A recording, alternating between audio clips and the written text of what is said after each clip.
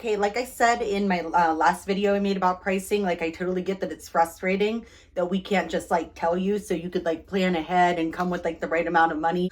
Dumb laws about solicitation, blah, blah, blah. But I was thinking like the other day that there aren't actually any laws that specifically say that I can't give you vague pieces of information or context clues, and then you could just use those to make an educated guess for yourself maybe. So while we're not actually allowed to like discuss what our pricing for, like the full service activities are, that would happen in a bedroom, we are actually allowed to talk about the fact that the Desert Rose has a little VIP room and we give lap dances in it.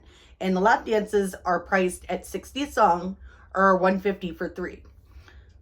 Which is like, honestly, it's like kind of comparable to what you would pay at like a higher end strip club per song. Like I'm not talking champagne rooms, I'm just talking per song. It's comparable with a high end strip club. Are things at a high end strip club cheap? No.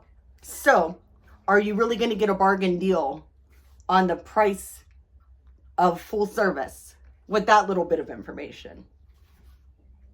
Probably not. The girl is actually probably going to charge you significantly more to actually have sex with you than she would to just give you a lap dance. So, okay.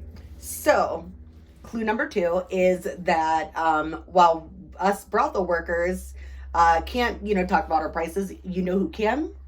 Independent escorts. And they have that shit like all over the internet. I would go try to like look on a site that's like, it's not like a crazy, like scammy weird site like Skip the Games or Mega, like a reputable site, and do a little bit of market research and see what those girls are charging.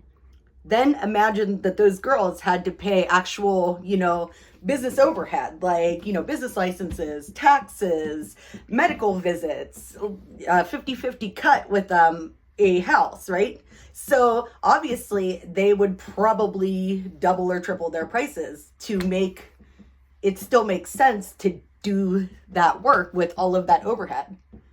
The same thing kind of applies to us in the brothels. So, that's another little factor to consider when trying to imagine what our pricing might be.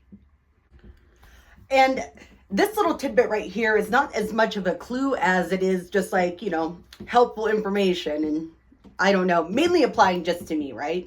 So definitely, we all make up our own prices.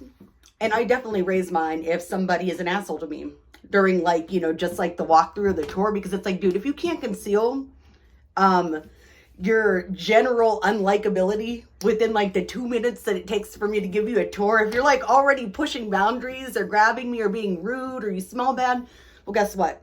Your rate has just gone up.